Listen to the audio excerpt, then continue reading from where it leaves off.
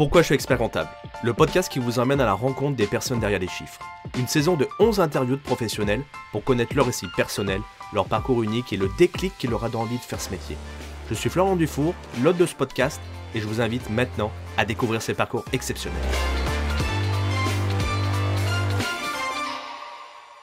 Bonjour à tous, alors on se retrouve aujourd'hui avec Nathalie Malissé au sein de la CNCC pour faire cette interview. Merci Nathalie. Bonjour Florian et bienvenue. Alors aujourd'hui, on va parler de vous, comment vous êtes arrivé à faire expert comptable, commissaire aux comptes, de votre passé, de votre présent actuel avec toutes les obligations que vous avez ici et votre futur. Ça marche. Mais juste avant, moi j'étais m'enseigner sur vous. Donc j'ai fait une petite présentation de vous et j'ai utilisé un petit peu de ChatGPT. Alors vous allez me dire si c'est pas trompé. Vrai ou faux alors ? Ouais. Ça marche. Alors, vous êtes expert comptable, commissaire aux comptes et expert de justice. Ouais. La position actuelle que vous avez, c'est fondatrice du cabinet Annexis qui est situé à Mérinac, dans la banlieue de Bordeaux, et vous dirigez à peu près depuis 24 ans. C'est vrai. Avec des études de commerce à Kedge, qui est en fait l'école de commerce de Bordeaux. Tout à fait. Vous êtes membre du bureau national de la CNCC depuis 2020. Oui. Et co-conceptrice de l'outil cyber dédié à la profession des commissaires aux comptes. L'outil cyberaudit, oui, tout à fait. Petite spécialisation, ça m'a marqué. En plus de ses compétences en comptabilité et en audit, Nathalie se distingue par son expertise en cybersécurité et conformité RGPD. C'est vrai aussi. Oui, plutôt pas mal. La sécurité des données. Non, ouais, c'est pas trompé. Il a oublié quelque chose ou pas ? Oui, marathonienne. Ça, je pense que c'est un trait de caractère qui me définit. C'est-à-dire que je suis capable de beaucoup d'endurance, d'entraînement, de challenge et d'endurance sur des projets. Et de l'abnégation surtout, parce que c'était le 40 goût de l'effort. 42 km, 195, absolument. Sans s'arrêter ? Sans s'arrêter, meilleur temps, 3h26. Bon, moi, j'y arriverai pas. Sur la fiche Wikipédia. Oui, on la mettra. Allez, on va sur la partie importante, le passé. Le déclencheur de carrière, en gros, c'est... on sait très bien que expert comptable, c'est pas un métier, ou commissaire aux comptes, souvent, c'est même pas ce que c'est. Tiens, à 7 ans, la petite fille que vous étiez s'est dit « je veux faire ça ». Pas du tout. Comment on vous a dit, ça y est, c'est ce métier ? Alors, je ne suis pas comme Obélix, je ne suis pas tombée dedans. Comment je suis venue à la fonction d'expert comptable ou de commissaire aux comptes ? Tu l'as dit, Florian, c'était au moment de mes études à Kedge, première année. Cursus général obligatoire pour tout le monde. On fait de la stratégie, on fait du marketing, on fait des RH et on fait de la compta. Et là, la révélation.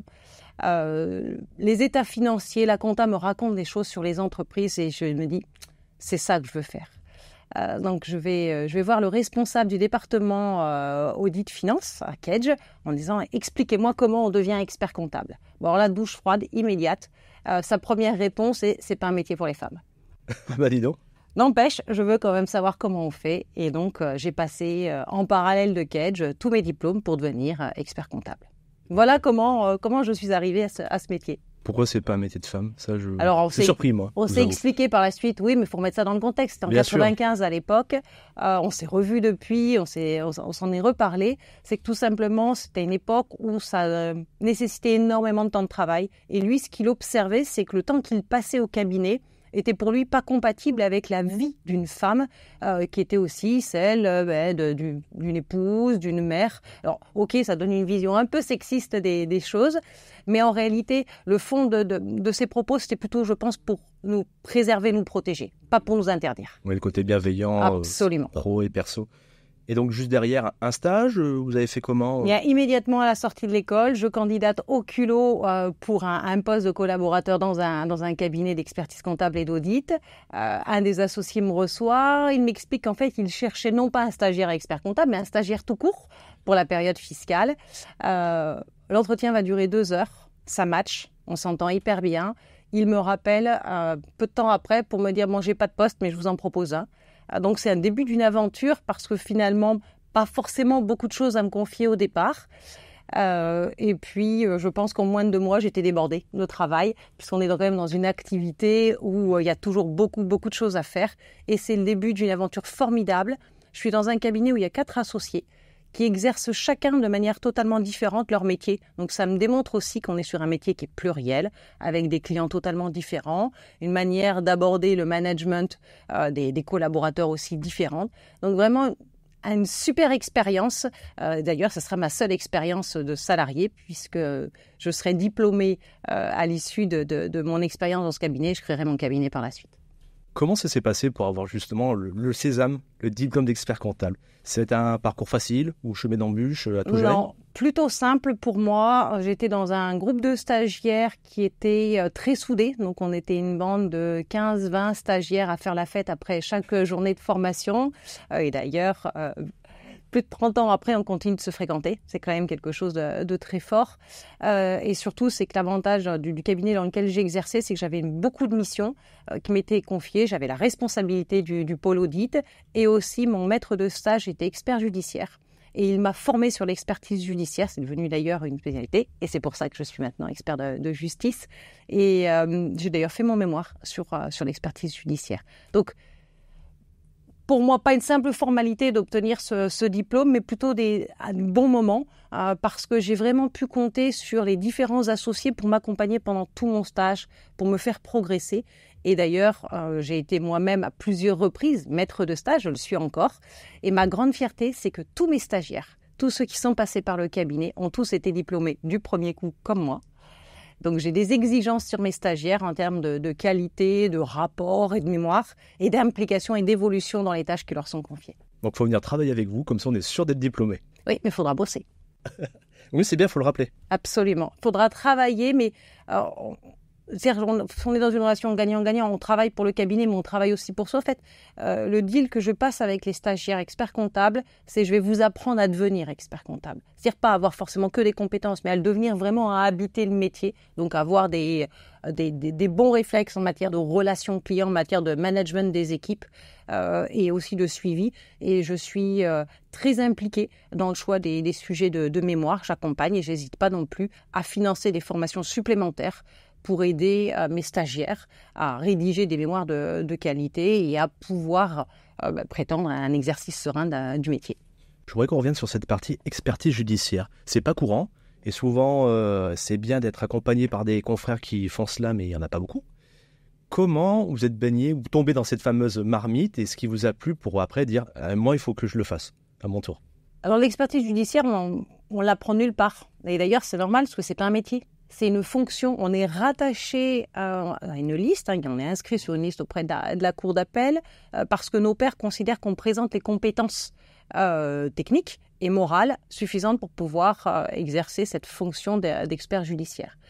Et comment j'ai découvert cette partie-là du métier d'expert comptable? Eh bien, tout simplement parce que mon maître de stage m'a très vite demandé de l'accompagner, de l'aider dans les différentes réunions d'expertise judiciaire, de l'aider dans les travaux d'investigation. Et quelque part, quand on réalise une expertise judiciaire, on mène une enquête. On va chercher des éléments, on participe à un procès, on essaie de trancher sur des litiges qui opposent les demandeurs, les défendeurs.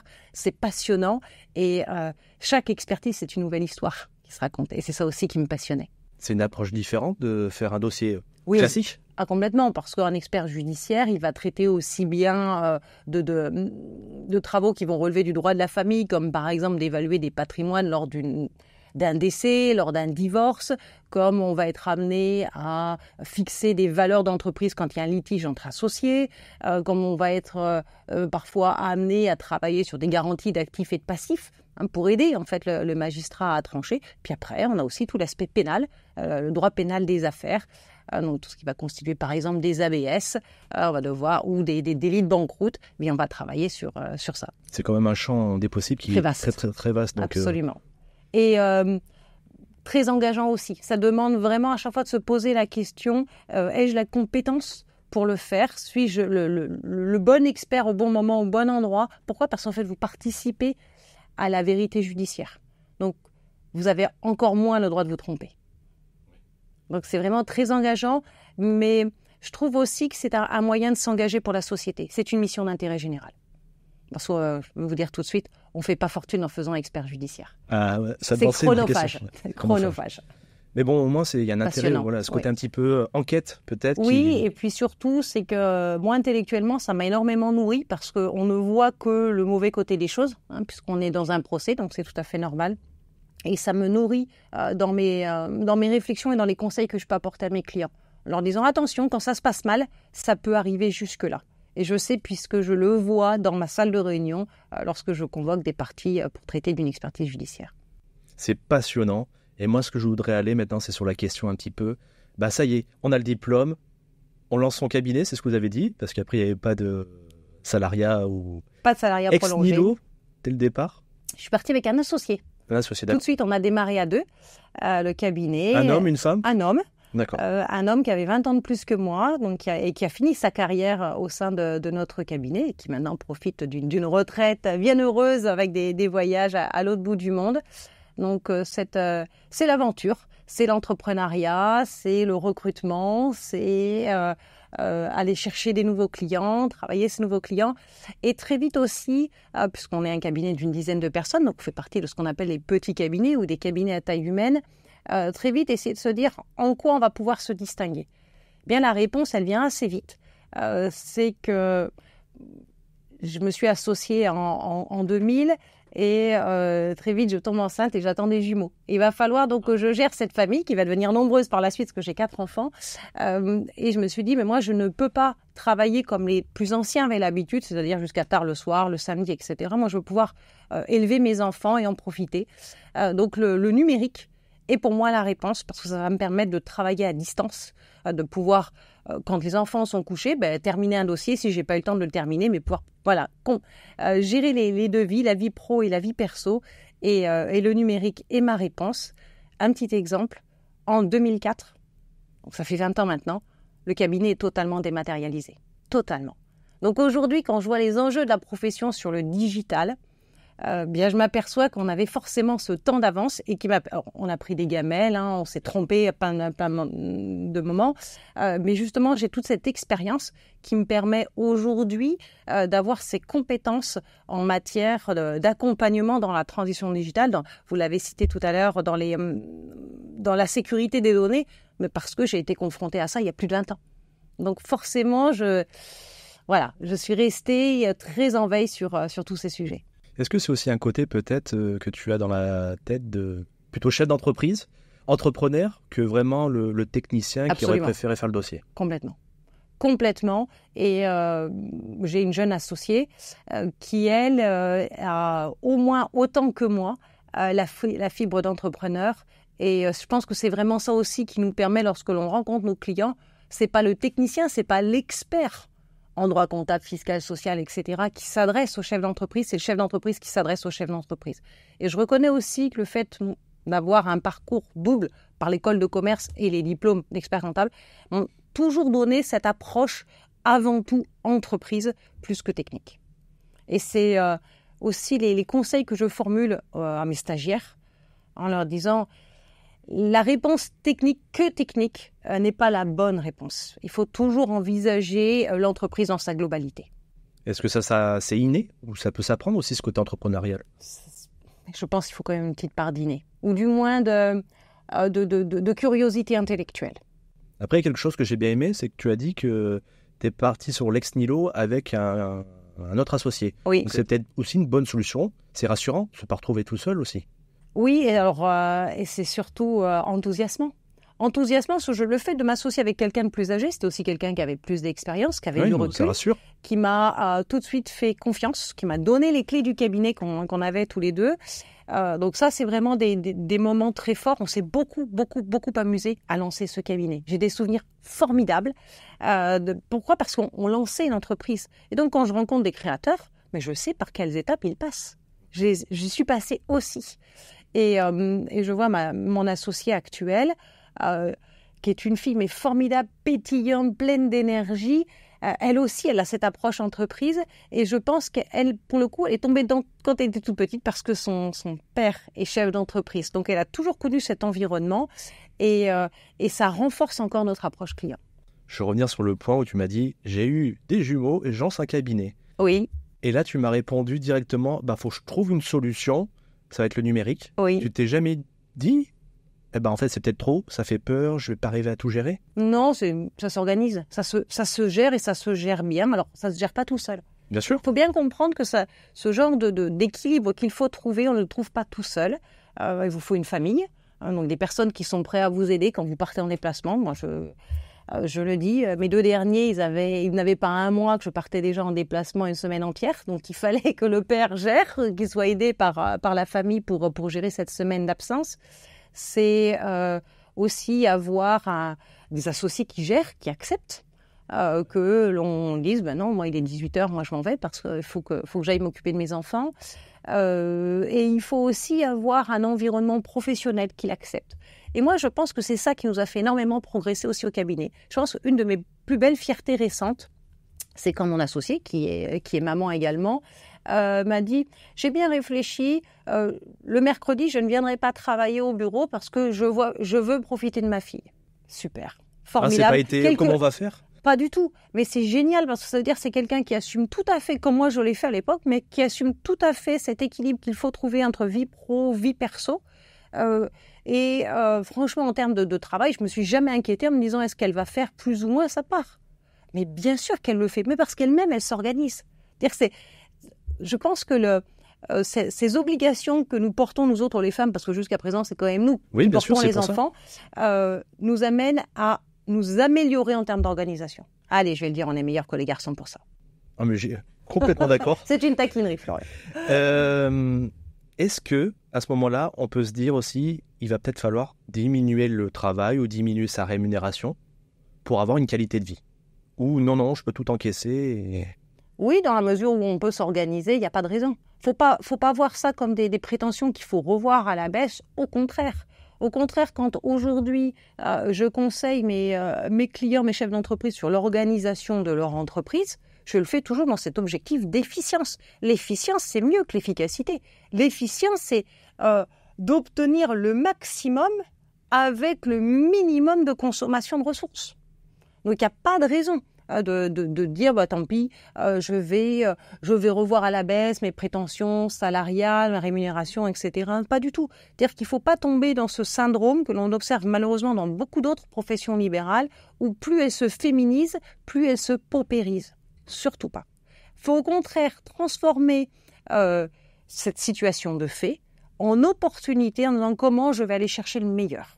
Le meilleur dans ma vie de famille, donc je vais toujours privilégier la qualité à la quantité, parce que je n'avais pas le choix, et faire exactement la même chose dans mon rôle au sein de mon cabinet, mais aussi après dans mes différentes implications au sein des institutions. Alors dans ce cabinet, jusqu'à expert comptable, on le met en place, ça roule, il y a une étape d'après. On commence peut-être à s'ennuyer, on se dit tiens, je vais peut-être aller en politique du côté de la CNCC.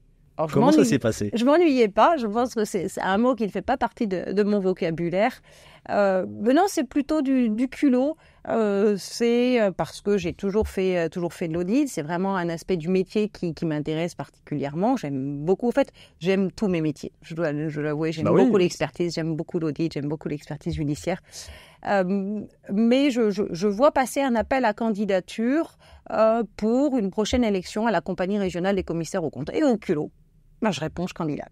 Et là, on m'explique que ça ne se fait pas tout à fait comme ça, qu'il y a des étapes, qu'il va falloir s'impliquer. Eh bien, chiche, je m'implique. Et ça a été le début d'un très long parcours où j'ai donné, parce que le vrai mot, c'est ça, c'est du bénévolat, c'est du don. J'ai donné beaucoup de mon temps, de mes idées, je les ai partagées pour mes confrères, ce qui m'a permis, par la suite, d'être très impliquée dans mon syndicat, de pouvoir prétendre à des inscriptions. J'ai été élue à la compagnie régionale des commissaires aux comptes de Bordeaux, j'en ai été la présidente, puis j'ai été vice-présidente de la compagnie nationale. Je suis de nouveau membre du bureau de la compagnie nationale, je préside la commission prospective et innovation, mais tout ça, ça s'est pas fait sans rien, sans effort. C'est parce que j'avais envie de partager avec mes confrères mes idées, ma vision, ma projection de l'exercice professionnel. C'était aussi démontrer que c'est pas parce qu'on est une femme dans un petit cabinet en province qu'on n'a pas le droit de représenter une certaine partie de la population que sont les experts comptables. Les experts comptables ne sont pas tous à Paris, ils ne sont pas tous dans des gros cabinets. On a un mode d'exercice qui est très diversifié et on est justement riche de tout ça.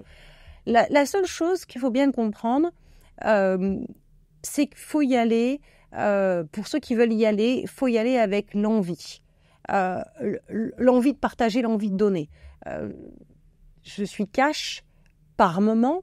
Mon implication dans les institutions, c'est jusqu'à 30 à 50% de mon temps. C'est énorme. C'est du don. c'est du bénévolat. C'est-à-dire qu'il n'y a pas de rémunération, il n'y a pas de contrepartie financière. C'est vraiment accepter que ce temps, vous n'allez pas le passer ni en famille, ni dans le cabinet, ni auprès de vos clients. Donc, c'est un effort. Alors, pourquoi je le fais ? Parce que intellectuellement, ça m'a permis de m'enrichir, de grandir, d'être informé d'un tas de choses, de rencontrer des instances politiques les plus élevées de ce qui existe en France et en Europe. Ça m'a permis aussi de rencontrer des confrères que je n'aurais jamais rencontrés partout en France. Ma plus grande fierté, c'est de pouvoir discuter avec des hommes qui ont été amenés à signer des dossiers comme Eurotunnel, par exemple, et qu'on parle d'égal à égal avec énormément de respect, alors que moi, je suis vraiment une lilliputienne à côté d'eux. Mais voilà, c'est ça qu'il faut bien comprendre, c'est que s'engager dans les institutions, c'est du gagnant-gagnant, mais il faut vraiment y aller avec ses tripes. Est-ce qu'un jour, tu t'es dit, le fait d'être une femme, des fois, j'étais mal positionné, ou je ne vais pas être là, ou on me l'a fait ressentir peut-être à un moment. Ou pas du tout, et tu dis, moi je suis une femme, j'y vais, j'assume. Oh oui, alors je dirais, dans la société française d'une manière générale, il y a un peu de machisme, un peu de misogynie, mais voilà, je veux dire, comme dans toutes les sociétés, donc il n'y a pas de raison que dans notre profession il n'y en ait pas. Il y en a, bien entendu. Bien entendu, j'ai malheureusement eu à souffrir de certaines remarques, de certains ragots, de certaines rumeurs, mais je m'en moque, ça glisse. Enfin, c'est pas ça qui est important. Et ma plus grande satisfaction, c'est que on me reconnaisse pour ce que j'ai fait, ce que je suis, et non pas pour une femme. Moi, je suis pas quelqu'un qui va faire du militantisme féminin à 2 balles en disant il faut absolument des femmes, etc. Parce que je trouve qu'il n'y a rien de plus injurieux que d'obtenir un poste parce qu'on est une femme, parce qu'il y avait un quota et qu'il fallait mettre une femme. Non, il faut être à ce poste parce qu'on en a les compétences et qu'on est reconnu en tant que tel. Donc oui, parfois ça peut être un peu difficile, mais aussi dans l'exercice de notre métier. Moi, j'ai le souvenir d'un client qui, au début, refusait de parler de son bilan avec moi. Et c'est toi qui Parce que j'étais une femme, oui. Non, mais vous avez un associé homme, c'est pas... Je disais, mais c'est moi qui suis votre dossier. Oui, mais ça me gêne de parler argent avec une femme. Ça, c'était nos premiers entretiens. Mon meilleur souvenir, c'est quand après, on en a rediscuté et qu'il m'a dit, mais j'étais débile à cette époque, pourquoi je disais ça ? Parce qu'en fait, il s'est rendu compte, il ne s'adressait pas à une femme, il s'adressait à un expert comptable. Et peu importe qu'elle porte des jupes et des talons hauts, il s'en moquait finalement, ce qu'il cherchait, c'était la compétence, c'était des conseils. Exactement, et je pense que c'est bien que tu finisses sur cette phrase en disant, on est expert comptable et on s'en moque d'être un homme ou une femme, c'est l'expertise qui va apporter. Absolument, c'est la compétence professionnelle. Mais c'est pas simple, des fois, on a de l'émotion et de se dire... C'est moi qui l'attaque. Il faut mettre de côté. Oui, mais on va voir la même chose aussi. Ça va te faire sourire, mais quand j'ai passé mon DEC, à l'époque, on avait non pas un QCM sur la déontologie, mais c'était une épreuve à l'oral. Oui, l'épreuve d'oral, oui. Première question de mes examinateurs. N'êtes-vous pas trop jeune pour être expert comptable ? Oui, ils n'avaient pas trop le droit, je pense. Mais... J'ai trouvé la question intéressante. J'ai répondu. La deuxième question, est-ce que c'est un métier qui est compatible avec le statut de femme ? Aujourd'hui, bien entendu qu'on aurait plus de questions. De toute façon, c'est des QCM, donc ces questions n'existent plus. Mais soit on le vit comme une agression, et ce qui n'était pas du tout mon cas, et moi j'ai pris ça plutôt comme un challenge, leur démontrer que non, pas du tout. Et je pense qu'aujourd'hui, ce que j'ai réussi à faire est la démonstration que non, on peut parfaitement être un très jeune expert comptable et de plus être une femme sans que ce soit un frein à une carrière qui finalement est très riche. C'est une très belle carrière et justement, tu vas nous donner un petit peu tes inspirations, tes mentors. Quelles sont les personnes ou les événements dans ta vie qui t'ont inspiré pour arriver jusque-là ? Alors, je n'ai pas forcément de mentor en tant que tel. Je garde ce souvenir avec plein d'étoiles dans les yeux de mon stage. Franchement, les 4 associés se reconnaîtront s'ils écoutent ce podcast, m'ont beaucoup offert pendant mon stage, beaucoup d'opportunités. Il suffisait d'être source de propositions. Moi, il est vrai, quand je suis arrivée dans ce cabinet, j'étais déjà très à l'aise avec l'informatique et surtout pas douée du tout avec une calculatrice. Je dois le reconnaître. Et donc, quand il fallait faire une bande machine, et oui, les plus jeunes ne le connaissent pas, mais nous, on a fait des bandes machines pour valider des soldes de compte. Il me fallait 5-6 tentatives pour arriver au même total. C'était juste une catastrophe. Et alors que quand je faisais cette bande machine sur Excel, forcément, le résultat était juste du premier coup. Donc, je suis allée voir un des associés en disant « Est-ce que vous voyez un inconvénient à ce que toutes vos feuilles de travail, qui sont aujourd'hui des feuilles papier que l'on remplit à la main, je vais mettre moi sur Excel. Voilà, on va être gagnant-gagnant. Vous, parce que je vais passer moins de temps sur les dossiers, et moi, parce que franchement, faire des bandes machines, c'est pas comme ça que je vois mon métier. Il m'avait dit OK, puis il s'est intéressé un peu à ce que j'ai fait, parce que je me suis pas contentée de faire des tableaux sur Excel, c'est que j'avais organisé tout un dossier de travail sur Excel. Avec les questions, les réponses, etc., remplissage automatique. En fonction de mes tableaux, ça proposait les OD. Et là, on est en 96, d'accord ? Mais il a trouvé ça intéressant, et il m'a dit, mais plutôt que de le garder pour vous toute seule, Nathalie, ça serait bien de partager au sein du cabinet. Et ça a été l'une de mes plus belles expériences. C'est qu'on était une cinquantaine dans ce cabinet. J'ai été chargée donc de concevoir les dossiers de révision pour le cabinet, donc d'interviewer tous les associés pour savoir ce qu'ils voulaient, ce qu'ils aimaient, etc. Ensuite, d'évaluer le niveau sur Excel de tout le monde, y compris des associés, et enfin de former tout le monde par groupe de niveau. Et ça, franchement, c'est une expérience super, parce que ça veut dire que les associés ont accepté ce qu'on appellerait aujourd'hui du reverse mentoring, c'est-à-dire qu'une plus jeune, qui ne connaissait pas forcément grand-chose au métier, vienne leur apporter quelque chose. Et ça, toute ma vie, en fait, ça m'a suivi. Et c'est vrai que j'ai cette connotation d'adorer faire des outils. Tu as cité tout à l'heure Cyberaudit, mais depuis que je préside la commission prospective innovation, j'ai participé, j'ai initié, j'ai collaboré sur la production de beaucoup d'outils. Alors, Cyberaudit, RGPD Audit, mais aussi Tax Audit, qui fait la mission d'examen de conformité fiscale. Il y a eu le DIAG RSE, il y a Piste Audit qui vient de sortir. Là, on vient de sortir PAC Audit, donc qui est l'application qui va permettre de réaliser des missions d'audit donc sur une plateforme. J'en oublie il y a SmartFake Plus, enfin voilà, toute une série d'outils. Je suis convaincue que c'est aussi le rôle des institutions, qui est d'aider les cabinets qui sont plus petits en taille, qui n'ont pas forcément les ressources hommes, pour faire des développements, pour proposer des outils. Et là, je reconnais qu'on a cette chance au sein de la compagnie nationale, c'est que je peux m'appuyer sur une équipe de développeurs.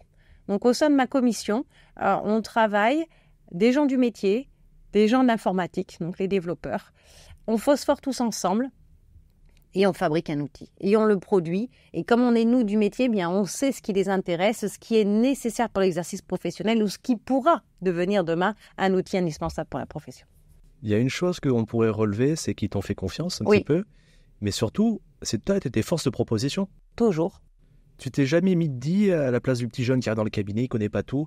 Moi, je vais mettre mon petit grain de sel et ils vont peut-être m'écouter. Pareil pour les élections, tu l'as dit tout à l'heure, tu t'es proposé au culot, tout ça. Au culot, mais en fait, je ne suis pas dans l'incantation, je suis dans l'action. Je pars du principe, et c'est vraiment si je devais donner un conseil aux plus jeunes, c'est qu'il faut prendre son destin en main, faut construire son avenir, il ne faut pas attendre que les autres le dictent pour soi. Si on a envie, il faut l'exprimer. Parfois, je vois des gens qui sont un peu trop passifs, qui attendent et qui pleurnichent. Ouais, j'ai pas eu ci, j'ai pas eu ça, mais qu'est-ce que tu as fait ? Qu'est-ce que ça fait pour aller le chercher ? Si tu attends, tu n'auras rien. Il faut aussi avoir cette démarche proactive, aller de l'avant, donner, s'investir, se montrer. Les clients, ils ne viennent pas uniquement parce qu'on a posé une plaque, qu'on l'a accrochée sur un mur, c'est aussi parce qu'ils nous reconnaissent des compétences, etc. Qu'est-ce qui va faire la différence entre un expert comptable et un autre vis-à-vis d'un client ? C'est la manière dont ça va se passer, dans le relationnel. Le client, il aime plutôt quelqu'un qui est dynamique, qui a quelque chose de proposition, quelqu'un qui est passif, qui nous commente bêtement des chiffres qui sont inscrits sur une feuille de papier. Donc, c'est vraiment ça. C'est le conseil, c'est d'aller de l'avant. Alors, bien sûr, parfois, ça peut être agaçant pour les autres que de se dire toujours en train de la ramener, toujours en train de proposer des choses. Donc, il faut aussi être en capacité d'entendre le non. C'est trop tôt, on n'a pas les moyens, ou c'est pas le bon moment, ou c'est pas la priorité. Mais voilà. Mais il faut aller au bout de ses idées. Voilà, pas s'arrêter. Moi, je suis vraiment quelqu'un qui me projette vers l'avant. Ça me permet de te dire, donc, tu as toujours été au culot et proposé des choses, acteur. Tu as quand même eu des échecs.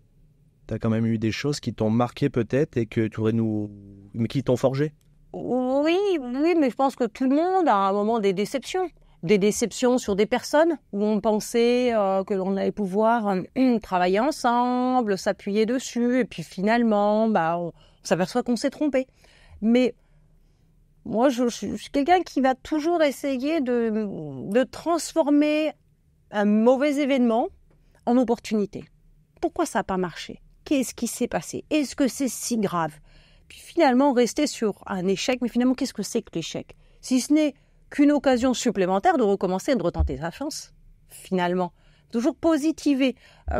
On avait, avec mon associé, on est vraiment très branché numérique, on avait beaucoup investi de temps et d'énergie sur un outil qui finalement s'est sorti du marché. Alors on aurait pu dire, bah voilà, ça fait 5 ans, 6 ans qu'on travaille dessus. Mais j'ai dit, mais c'est formidable. Pourquoi? Parce que jusqu'à présent, on voulait changer, mais on ne se donnait pas le coup de pied aux fesses nécessaire pour le faire. Ben là, on n'a plus le choix. Donc, on va y aller. Et on a relancé de nouvelles dynamiques au sein du cabinet, retrouvé un autre outil, un nouveau mode de fonctionnement, d'échange, trouver des solutions qu'on n'avait pas avec notre précédent outil pour pouvoir les offrir aux clients. Voilà, moi, c'est comme ça que j'essaie toujours de regarder. Je regarde toujours le verre à moitié plein. Le verre à moitié vide, ça dure quelques instants. Alors, c'est quelques minutes, quelques heures, quelques jours, peu importe. Je peux être déçue, ça m'arrive très souvent d'événements, mais c'est pas grave. Allez, on repart de l'avant et c'est l'essentiel. La vie est trop courte. C'est énergivore un petit peu quand même de gérer un cabinet, de gérer tout ça. Ça demande beaucoup d'énergie. Mais il y a un retour. Oui, beaucoup de satisfaction, beaucoup de plaisir. Là, à la compagnie nationale, tu l'as dit, je suis membre du bureau, on est 8. Tout petit bureau, en fait, quand on regarde par rapport à la masse de travail. Et donc, on a chacun des grosses responsabilités au sein de ce bureau et beaucoup d'actions à mener. Quand je vois l'entente qui existe entre chacun des membres, le respect. C'est-à-dire que c'est vraiment un homme, une voix. Tout le monde peut s'exprimer, quelle que soit la taille du cabinet, quelle que soit notre expérience. On a tous le droit de s'exprimer, on s'exprimera tous sur les points, on partagera, on confrontera nos opinions. Bien ça, c'est vraiment la plus belle des récompenses. C'est-à-dire que même si j'ai un petit cabinet, que je suis une femme, que je viens de région, eh bien j'existe aussi. Et je peux représenter cette partie-là des professionnels qui pèsent aussi dans la profession finalement. Donc moi, je n'aime pas trop le débat, les bigs, c'est les méchants, les petits, c'est les victimes, etc. Non, tout le monde a sa place. Moi, je considère que sur certains points, mon cabinet va être bien plus agile et va pouvoir proposer des choses qu'un plus gros cabinet ne pourra pas parce que c'est un peu comme un cargo, il y a des effets de latence, etc., que moi je n'ai pas. Donc on a chacun à trouver notre place et on a chacun à s'enrichir des expériences des uns et des autres. Donc ouais, c'est une super expérience aussi que d'être élu et ça m'apporte énormément de choses dans mon exercice professionnel. Je voudrais revenir sur la partie un petit peu quand tu as lancé ton cabinet et que là, il a fallu prendre ta casquette de commercial. Comme tu l'as dit, on a le côté technique, on a le diplôme, mais comment je me lance, moi, à Bordeaux, jeune femme qui vient d'avoir le diplôme, pour trouver des clients? Ce qui marche bien, moi, ce qui a bien marché, c'était le bouche à oreille des clients, justement. Le fait qu'un client satisfait, il en parle et il ramène d'autres clients. Ça a été aussi de s'investir dans différents réseaux, de se faire connaître. Ça peut être par l'intermédiaire de la formation, notamment. C'est vrai que quand on forme des chefs d'entreprise sur certains sujets, ça peut les amener à leur donner envie de venir au cabinet. Donc, j'ai pas le souvenir d'avoir souffert, de me dire bon voilà, qu'est-ce que je vais faire, comment je vais faire pour trouver des clients, parce que assez naturellement, voilà, ils sont arrivés. On les a. Alors, par contre, ce qui est clair, c'est que c'est pas en restant derrière son ordinateur dans son bureau qu'on va avoir des clients. Alors, je dis pas qu'il y en aura pas. Je dis que c'est plus compliqué. De toute façon, moi, ce qui m'intéresse dans mon métier, c'est qu'on a un métier qui est ouvert sur l'extérieur, ouvert sur la relation humaine. Et c'est bien parce qu'on sort de nos cabinets qu'on va trouver des clients, qu'on va se faire connaître et reconnaître. Puis aussi, faut pas hésiter à le faire, c'est utiliser ces réseaux. Je te l'ai dit tout à l'heure, on était dans un groupe de stagiaires très soudés. Forcément, on s'est renvoyé des ascenseurs. Forcément, quand vous avez une très bonne expérience avec vos anciens maîtres de stage, forcément, vous vous renvoyez aussi des dossiers. C'est-à-dire, tout ça, ça a participé au développement de mon cabinet. Et puis, il y a certaines, comme tu disais, tu as des expertises sur le côté sécurité. Absolument. Peut-être que tu as mis ça en avant et ça t'a permis d'en ramener. Tout à fait. Mais il est clair que l'image de cabinet très numérique, très en pointe, et notre capacité aussi à proposer énormément de solutions, ont fait qu'on a des clients qui ont aussi cette typologie, qui sont à la recherche de cabinets qui ne soient pas traditionnels. Et d'ailleurs, je n'ai pas honte de le dire, c'est que moi j'ai des clients un peu partout en France. ils sont pas tous sur Bordeaux. Pourquoi ? Parce qu'en fait, le fait d'avoir dématérialisé très vite, très tôt ce cabinet, ça me permettait de travailler depuis n'importe quel endroit en France, mais aussi d'avoir des clients n'importe où en France. Mais c'est bien que tu aies cette vision de chef d'entreprise. Tu lui dis, je ne vais pas me cantonner à Bordeaux et avec le numérique d'en faire une force. Exactement. Et puis, j'ai ce souvenir, il y a maintenant entre 10 et 15 ans, quand j'ai commencé à bien mesurer l'impact de la transition digitale. Alors, on va dire, ça fait 30 ans qu'on en parle, etc. Mais là, oui, on voyait quand même vraiment arriver beaucoup de choses. Moi, je voyais des cabinets qui étaient à la traîne, qui avaient du mal encore sur les process totalement dématérialisés. Je voyais aussi se faire tout et n'importe quoi en la matière. Mais je me disais, mais quand j'ai démarré dans la profession, on avait à cœur le soir, quand on partait, de laisser les bureaux propres, on rangeait les dossiers dans les armoires, etc. Pourquoi ? Parce qu'on avait appris qu'il ne fallait pas laisser traîner les choses. On travaillait quand même sur des données confidentielles. Et par contre, je voyais sous prétexte que c'était des informations qui étaient dans un ordinateur, ces mesures de sécurité basiques, physiques qu'on observait, elles n'existaient pas, au prétexte qu'on était sur des données dématérialisées. Ah, je me dis, mais c'est fou ça. Et je me suis impliquée dans cette dimension sécurité. Et ce qui fait que ça fait 15 ans que je cherche à sensibiliser l'ensemble des acteurs économiques, des chefs d'entreprise, des responsables d'associations, des dirigeants de collectivités, des pouvoirs publics, sur la nécessité que tout le monde ait un niveau minimum d'hygiène en la matière, d'hygiène pour pouvoir prétendre à une certaine cyber-résilience. Alors à l'époque, il y a 10 ou 15 ans, vous voyez comme une folle, comme un alien, vous voyez de quoi elle nous parle, etc. Très tôt, j'ai développé un outil que j'ai partagé avec la profession, je l'ai donné. Et il figure encore, je le retrouve dans certaines instances. Et puis, c'est monté en puissance. Des nouvelles compétences sont arrivées. J'ai noué des contacts avec la police, la gendarmerie, l'ANSSI, etc. pour comprendre qu'on évoluait tous dans le même sens, qui était de prétendre à une certaine sécurité, préservation des données, des datas d'une manière générale, et pas que les datas financières. Je suis allée au bout de ma démarche en créant l'outil, CyberAudit, en donnant des conférences, en faisant des formations, et je suis même réserviste de la police nationale sur le sujet cyber. Pour continuer à sensibiliser tous les acteurs économiques, y compris les petites entreprises. Pourquoi ? Parce qu'on sait très bien qu'aujourd'hui, il n'est pas nécessaire d'être une cible pour être une victime. D'accord ? Tout le monde peut être concerné. Et donc, c'est bien en faisant monter le niveau de maturité de tout le monde qu'on va mieux se préserver. Et je reconnais qu'on a organisé la semaine dernière la 3e journée de la confiance numérique, où on a fait au cours de la matinée un rétex sur ce qui s'était passé avec Coaxis. Joseph Vegas était là. J'avais une partie de mon réseau qui est venue, gendarme, police et cyber, le cybercampus de Nouvelle-Aquitaine, où on a vraiment essayé d'expliquer ce qui s'est passé et comment finalement ils s'en sont plutôt bien sortis. Et quand je vois tous les retours que j'ai eus, des gens qui étaient dans la salle, qui ont échangé, etc., je me dis, banco, on a réussi. On a réussi à démystifier ce sujet de la cyber-résilience et montrer qu'en fait, quand un hébergeur est attaqué, ceux qui sont hébergés, ils râlent, ils pestent parce qu'ils n'accèdent pas, mais c'est parce qu'ils n'avaient pas compris ce que c'était que l'hébergement sur un cloud. Donc il y a aussi toute une éducation, et là je pense que les cabinets d'expertise comptable sont un peu en retard. Pour comprendre les risques liés à leur choix organisationnel. Et allez, quelque part, je pense que c'est un projet pour moi à très court terme d'arriver à développer pour chacun des cabinets un truc pour que les plus petits puissent se dire mais comment je fais moi concrètement pour me poser les bonnes questions et améliorer ma maturité sur le sujet. C'est mon petit challenge, je pense, d'ici la fin de l'année. Il y a quelque chose qui m'a... Pendant que tu parlais, j'étais en train de réfléchir à ça et j'avais en fond, pourquoi cette envie de partager ? Tu as toujours cette envie de partager, alors que ça pourrait être une force pour toi, l'informatique, en disant, je le garde pour moi et c'est un avantage concurrentiel pour mon cabinet. Mais ça l'est aussi. Mais ça te prend du temps et tu le fais bénévolement. Oui, mais parce que je pense que c'est dans mon ADN. Ça me permet aussi, je ne suis pas innocente, ça me permet aussi de développer ma notoriété sur ce sujet. Donc je ne suis pas perdante. Moi, j'ai la reconnaissance aussi de mes pairs.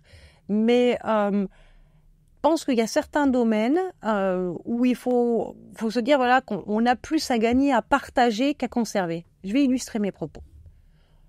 Quand j'ai démarré, j'ai créé mon cabinet en 2000. En 2000, tous les éditeurs avaient des systèmes fermés. si on était chez Cégide, j'ai rien contre Cégide, d'accord, mais je donne un nom parce qu'il est très connu. Si on était chez Cégide, sortir tes dossiers de Cégide pour aller ailleurs, sur Sedge par exemple, c'était la croix et la bannière, il fallait ressaisir beaucoup. Il n'y avait pas de pont, d'accord. Aujourd'hui, les éditeurs ne sont jamais aussi forts que lorsqu'ils sont ouverts.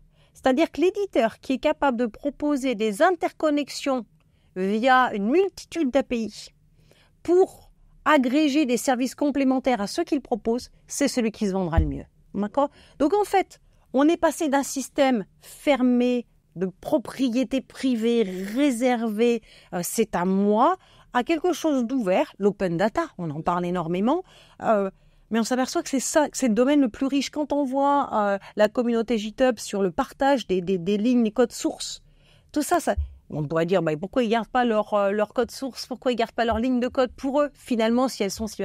Mais c'est parce que ça fait évoluer la communauté et tout le monde s'enrichit. Et parce que moi, je dépose des informations que je vais pouvoir aussi en récupérer, j'acquiers aussi des choses que je n'aurais pas eu les moyens de m'acheter. Donc, c'est pour ça que je suis dans cette... Alors, peut-être que je donne plus que je le reçois, c'est même clair.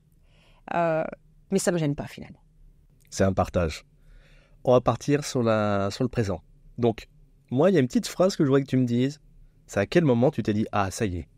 Là, ma carrière pro, perso, c'est parfait. Ça y est, j'ai réussi mon objectif de vie. » À quel moment? Alors, je ne sais pas s'il y a eu un moment déclencheur. Je pense que ça va être plutôt le fait qu'à un moment, on se dise « Ouais, voilà, je suis reconnu. » Alors, ce que je te disais tout à l'heure, ce client qui ne voulait pas parler à une femme et puis qui finalement bascule et se dit je pars à mon expert comptable. Ça, c'est une petite victoire personnelle. Qu'est-ce qu'il pourrait y avoir d'autre comme illustration? Alors, ça va faire rire, c'est une anecdote. D'accord, faut pas la prendre au premier degré. Mais je te l'ai dit, j'ai présidé la compagnie de Bordeaux. Et à ce moment-là, quand je préside la compagnie de Bordeaux, l'ordre est présidé aussi par une femme. Nous avons la première bâtonnière pour le barreau de Bordeaux. Chez les notaires, c'est une femme. Chez les huissiers, c'est une femme. Et présidente de la cour d'appel, c'est une femme. Les PG, ça restait un homme, mais d'autres procureurs, c'était des femmes. Et cour administrative d'appel, c'est une femme. Bref, sur toutes les audiences solennelles, les réunions protocolaires, etc., les premiers rangs sont occupés par des femmes et ça saute aux yeux. C'est l'une des premières fois que l'on voit ça. Alors, au début, on se regardait entre nanas un peu comme ça, en se disant, tiens, c'est qui, c'est elle? Tiens, mais je l'ai déjà vu, etc. Et puis, au bout d'un moment, on fait un peu plus ample connaissance, on va déjeuner ensemble et puis ça dépasse ce stade-là, on devient proche, on devient amis et ça perdure. Ça perdure parce que on continue de se contacter. Certaines sont parties à la retraite. Mais dans le cadre de ces reconnaissances, on organise des dîners. Et puis, il y a des dîners protocolaires qui viennent s'intercaler. Et j'ai le souvenir de certains de ces dîners où nos conjoints sont quand même conviés. Donc et c'est donc le prince consort. Alors, consort, on l'écrit comme on veut, en 2 mots ou en un seul. Je te laisserai choisir. Donc, voilà, nos hommes se retrouvent avec ces nanas qui discutent entre elles. Et ce qui m'avait fait beaucoup rire, et mon époux à l'époque n'en avait pas pris ombrage, heureusement, c'est que sur les petites étiquettes que nous avons sur les assiettes pour savoir à quel endroit nous sommes placés, mon mari porte mon nom et il se trouve que moi je travaille avec mon nom de jeune fille. Et donc ça, j'ai trouvé très drôle parce qu'en fait, il y avait une vraie reconnaissance de se dire j'étais bien, moi, en tant que telle, reconnue dans mes fonctions.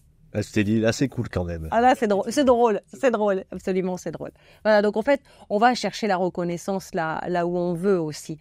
Mais je pense qu'effectivement, moi, ce qui m'a le plus satisfaite en me disant, ouais, là, j'ai franchi une étape, c'est quand ton téléphone sonne parce qu'on t'appelle parce que je vous ai vu dans telle interview, ça serait bien si vous veniez là.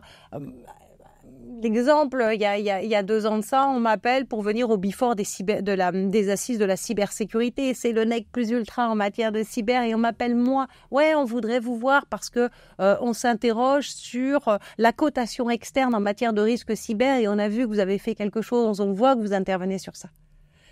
Ça, c'est de la reconnaissance. Et ça, je le vis un peu tous les jours au quotidien quand même, des petits trucs. T'as pas eu ce côté un petit peu peut-être syndrome de l'imposteur quand t'as les grands qui arrivent et tu dis moi je suis un tout petit cabinet à Bordeaux, est-ce que ça va le faire? Ouais, j'aurais pu.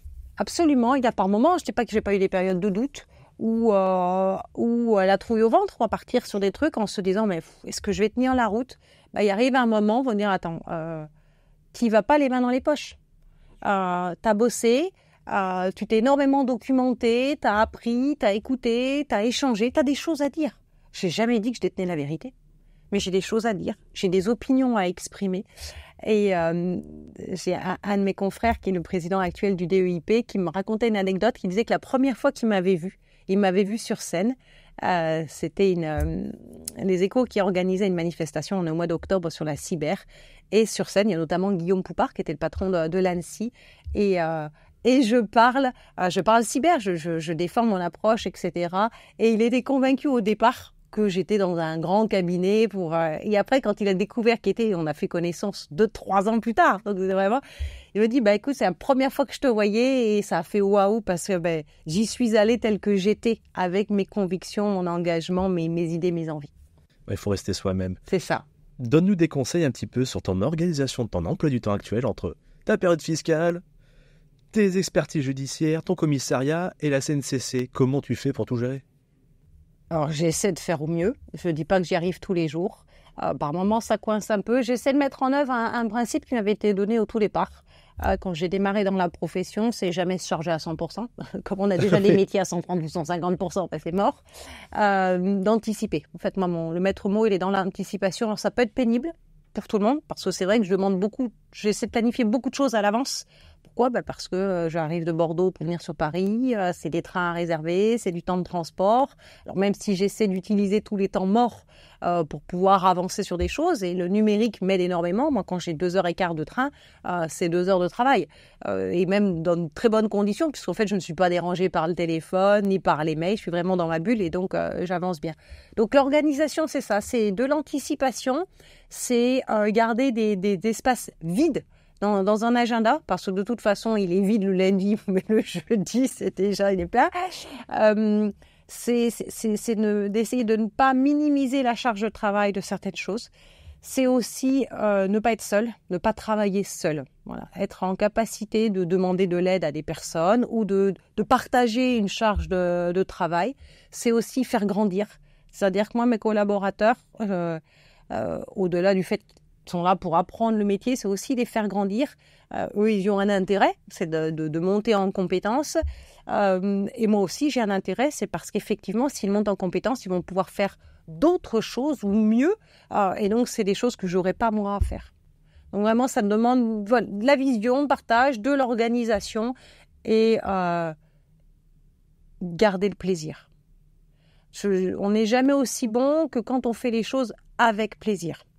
Alors, pas toujours de la passion, pas toujours passionnant de faire les choses, mais avec du plaisir. Plaisir parce que je vais retrouver mon associé que je n'ai pas vu depuis 3-4 jours et je sais qu'on va papoter, qu'on va discuter, qu'on va partager des choses sur la stratégie du cabinet.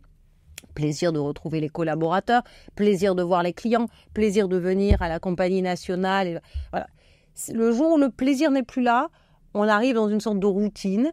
On a moins envie, on va mettre moins d'énergie, tout doucement, ça va faire...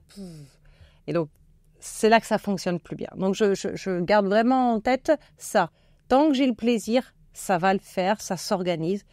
S'il y a moins de plaisir, je paramètre dans ma tête déjà une sortie sur ce sujet. En disant, voilà, c'est des choses que je ne ferai plus parce que je n'ai plus de plaisir. Tu es en mode projet. Oui, est-ce que tu aurais eu ce même plaisir si tu serais rentré associé sur un cabinet déjà, sans que tu aies besoin de le créer, tout ça? Peut-être si on m'avait confié les projets, mais c'est ce qui s'est passé d'ailleurs dans le cabinet où j'ai fait mon stage. Très vite, il y a le projet de développer le dossier de révision pour le cabinet. Ensuite, prendre la direction du pôle audit parce que il fallait structurer, organiser. Ils achètent un logiciel, il faut dégrossir, etc., former des équipes d'audit. Toujours. J'ai toujours été en mode projet sur toutes mes expériences. Mais c'est vrai que c'est quelque chose qui me définit parfaitement. Je voudrais que tu m'accompagnes pour la nouvelle génération, ceux qui vont être peut-être à ta place, ou ceux qui vont avoir le diplôme bientôt. Il nous en faut beaucoup pour nous remplacer. Quel conseil tu donnerais à celui qui veut suivre ton chemin? Ou à la femme qui veut suivre ton chemin? Prendre son destin en main. Pas attendre les autres, mais être vraiment proactif. Y aller avec de l'envie, du talent, pas de fumisterie. Ça, c'est quelque chose qui m'exaspère. Voilà, des gens qui vont pas rechercher qui vont pas se faire un peu de mal. Enfin, je suis sportive, donc l'entraînement, c'est aussi aller chercher un peu plus loin. Hein, donc, c'est pas un entraînement si on n'a pas transpiré, si on n'a pas eu mal aux jambes, etc. Donc, je sais que moi, quand j'ai démarré, je veux pas tomber dans les jeunes maintenant, ça vaut plus rien, c'est pas ça du tout mon discours. Mais je sais que quand j'ai démarré, parce qu'on n'avait pas tous ces outils numériques, on travaillait sur du papier, donc faire des recherches, c'était quelque chose de compliqué, mais en même temps, ça nous formatait aussi en termes de réflexion. Quand on avait une question, on travaillait la question, on était source de propositions et on validait la réponse avec notre N+1. Aujourd'hui, c'est facile de trouver des réponses, mais je m'aperçois que souvent, on a perdu le sens de la question. On ne sait plus se poser les bonnes questions. D'accord ? On ne prend plus de recul. Ça manque de relief. Donc ça, c'est vraiment, si j'avais un conseil, c'est ne vous précipitez pas. On a un métier qui peut très vite nous mettre la tête dans le guidon. Pour y arriver, pour continuer à garder du plaisir, de temps en temps, faites un pas de côté. C'est stop, on respire, on réfléchit. Je fais un pas de côté, je regarde différemment les choses.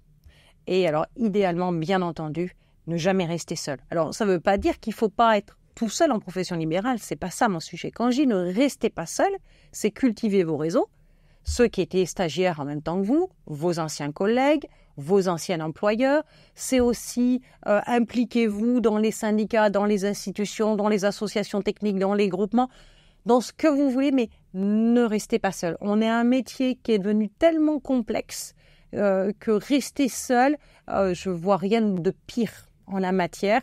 Et c'est vraiment au travers de l'échange, formel ou informel, qu'en fait on va garder ce talent, ces compétences que l'on a et que l'on peut servir à nos clients. Est-ce que le socle familial, c'est aussi ce qui t'a permis d'arriver là où t'en es ? Clairement, c'est un équilibre important, c'est un pilier. Pour moi, c'est mon premier pilier, la famille. Je pense que ça a toujours été... quand tu peux avoir des coups durs professionnellement ou des moments de découragement, de déception, il suffisait que je regarde du côté familial en me disant mais après tout c'est ça le plus important. Enfin, il y a pas mort d'homme, mais c'est la famille qui est important. Ils vont bien, on a plaisir à se retrouver. Bon allez, ça permet de relativiser les choses, absolument. Et d'ailleurs, ils sont toujours prioritaires. C'est bien de le rappeler ça. On parle de ton futur. Quels sont tes projets pour cette année ? Cette année. Tu nous as parlé d'un outil déjà. Oui, voilà. Je vais dire, s'il y en avait qu'un, ça serait bien. Non, cette année, oui, j'ai plusieurs projets. J'ai des outils à terminer. J'ai des outils à lancer aussi. Quelques-uns. Là, on est en train de travailler sur l'époque, mais après, il va falloir les lancer. Avec mon associé, on s'est organisé différemment. On arrive à se voir plus souvent, parce qu'en fait, elle est aussi souvent en déplacement que moi, elle est très impliquée aussi. Donc, on s'est fixé des nouveaux modes de rendez-vous et que j'adore. Et on a des envies sur des nouvelles missions qui sont un peu extérieures à la profession, qui sont connexes, notamment sur tout ce qui va être la transition digitale, la démarche RSE, accompagner les entreprises dans la durabilité, mais aussi on a identifié quelques collaborateurs qu'on veut vraiment faire monter en compétence sur la data visualisation. Bref, on a plein de projets au sein du cabinet. Alors ça c'est une nouvelle jeunesse, j'adore. Je m'éclate. Donc ça va dépasser l'année. Hein. Je suis quand même assez prudente sur les choses. Et puis, j'ai beaucoup parlé de mes engagements institutionnels, mais on est aussi sur une année d'élection. Donc ça aussi, c'est des questions qu'il va falloir que je me pose d'ici quelques mois pour savoir je remplis pas, pour faire quoi exactement. Donc ça aussi, c'est des éléments qui nécessitent de faire ce fameux pas de côté, de regarder et pas rester pour rester, s'accrocher. Voilà, j'ai pas le syndrome du bulot sur son rocher. Et dans 10 ans, tu te vois comment ? Maintenant. Alors j'aurais aimé comme un bulot ou pas ? Ah non, j'aurais aimé te répondre, écoute, allongé sur une serviette, face à la mer, bon, ça sera un peu tôt encore. Non, mais dans 10 ans, j'espère que je serai vraiment dans l'accompagnement, à la transmission du cabinet. Voilà. C'est difficile à 10 ans près de dire, je vais vendre quand je vais prendre ma retraite. Ça peut être avant. Enfin, dire ça, c'est tu pas... te vois ralentir quand même ? Oui, travailler différemment. Alors ralentir, c'est pas forcément le mot, c'est faire les choses différemment, faire d'autres choses. Mais de toute façon, ça fait plus de 5 ans maintenant que je dis que notre métier va vraiment beaucoup évolué. Moi, je dis à mes collaborateurs, oubliez le débit crédit, ça c'est mort. Ça fait 5 ans que je le dis, je pense que je n'ai pas tort. Donc, je pense que dans 10 ans, j'espère que j'aurai réussi à faire en sorte de ne pas avoir de comptable au sein du cabinet. Oui, c'est un beau challenge. Je pense que c'est effectivement un beau challenge. Et puis, avoir réussi à ouvrir sur ces nouvelles missions et faire en sorte d'avoir pu œuvrer aussi au sein de la profession pour que tous les cabinets, en fait, en soient arrivés à cette étape-là et que peut-être, et là, ça va me permettre de reboucler sur ce que tu disais au départ, peut-être que dans 10 ans, une petite fille ou un petit garçon de 7 ans ait envie de devenir un jour expert comptable parce que ça ne sera pas l'image qu'on pouvait avoir il y a encore 5-10 ans d'un métier un peu tristoun, un peu sinistre, qui sent la poussière, etc. Mais au contraire, comme étant des métiers très ouverts sur l'humain. On a oublié un projet à court terme, là, tu m'as dit en off, le marathon. Oui, bien sûr. Il faut que je me trouve un marathon pour cette année parce que c'est d'habitude, à cette période-là de l'année, je sais déjà quel marathon je vais courir. Là, je sèche un peu parce que je voulais faire Tokyo, mais Tokyo, j'ai pas eu de place.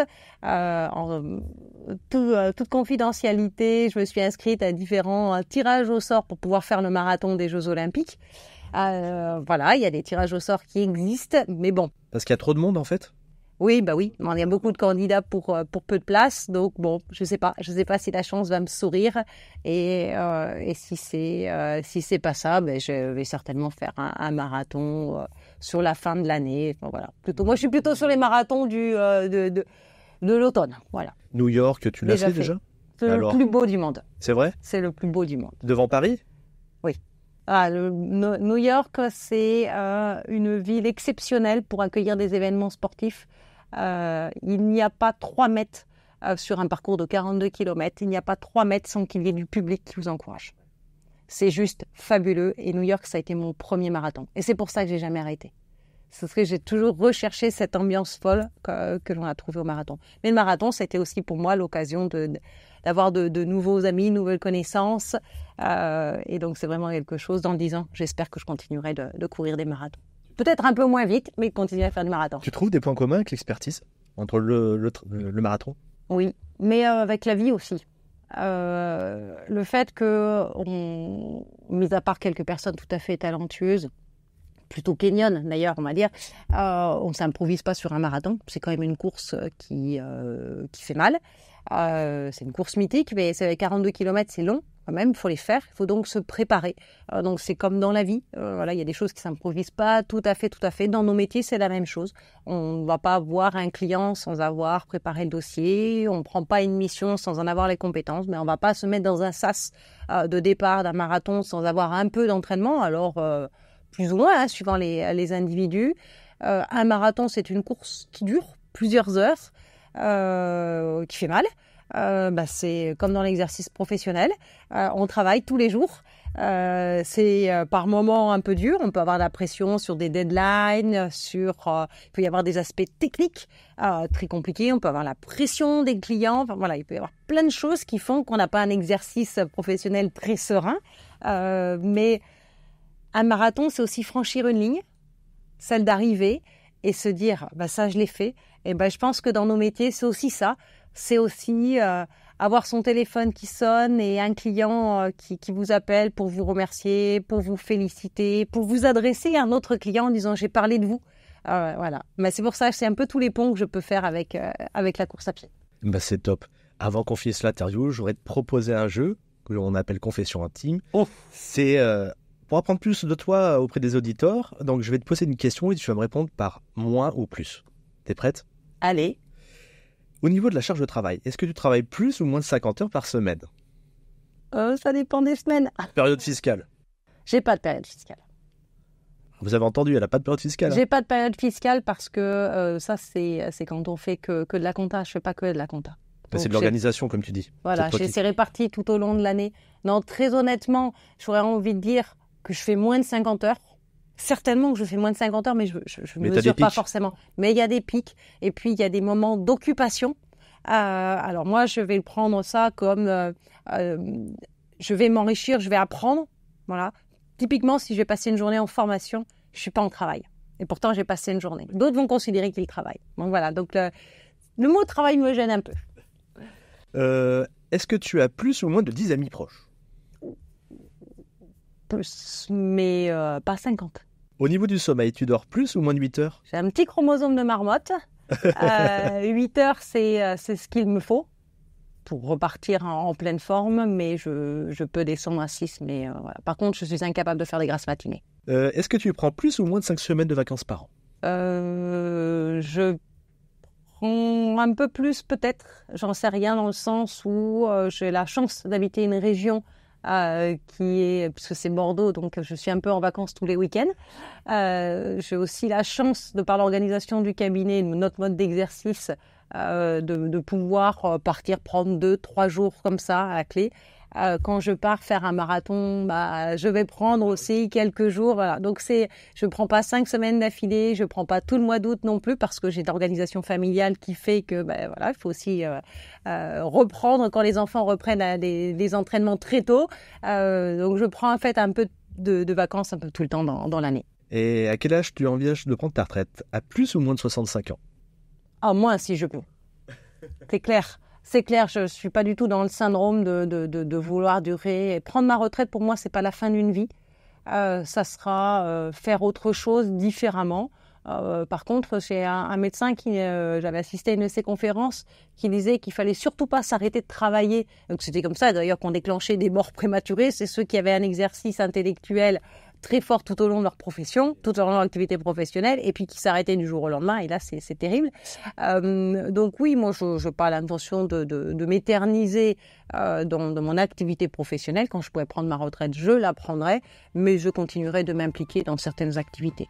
Ça, c'est clair. Je te remercie, Nathalie. Merci, Florian. On se retrouve au prochain épisode pour découvrir ensemble une nouvelle aventure, un autre expert comptable qui nous ouvrira les portes de son univers. Alors, assurez-vous de vous abonner pour ne rien rater, et il ne me reste plus qu'à vous dire à bientôt pour plus d'inspiration et de récits captivants sur le podcast Pourquoi je suis expert comptable.